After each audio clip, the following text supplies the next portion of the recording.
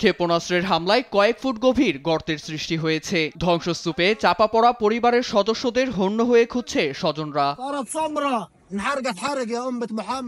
মঙ্গলবার গাজা উপত্যকায় নজিরবিহীন হামলা চালায় ইসরায়েলি প্রতিরক্ষা বাহিনী IDF। এতে প্রাণ যায় কামারা স্কুলে আশ্রয় নেয়া বহু শরণার্থীর। প্রাণ যায় উত্তর জাবালিয়া শরণার্থী শিবিরে আশ্রয় নেয়া বেসামরিক ফিলিস্তিনিদের। দক্ষিণের খান ইউনিসেও পূর্ণমাত্রার আগ্রাসন চালায় নেতানিয়াহু বাহিনী।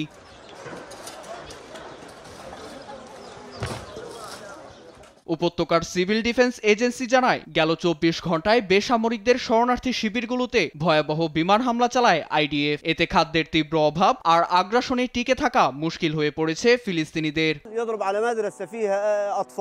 এই শরণার্থী শিবিরটিতে ক্ষেপণাস্ত্র আঘাত করেছে। সৃষ্টিকর্তার নামে বলছি, মাটিসহ আশেপাশে সবকিছু পুড়ে গেছে। মানুষগুলোর কি অবস্থা হয়েছে একবার ভেবে দেখুন।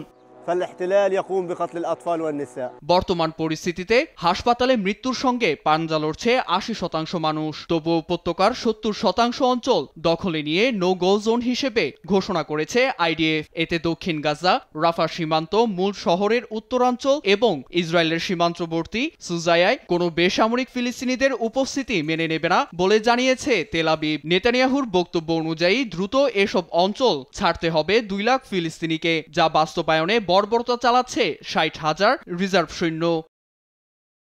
বলপূর্বক রাষ্ট্র গঠনের এই নীতি গাজাকে চরম দুর্ভিক্ষের দিকে ঠেলে দিচ্ছে বলে উদ্বেগ প্রকাশ করেছে ফিলিস্তিনি রেড ক্রস সোসাইটি PRCS।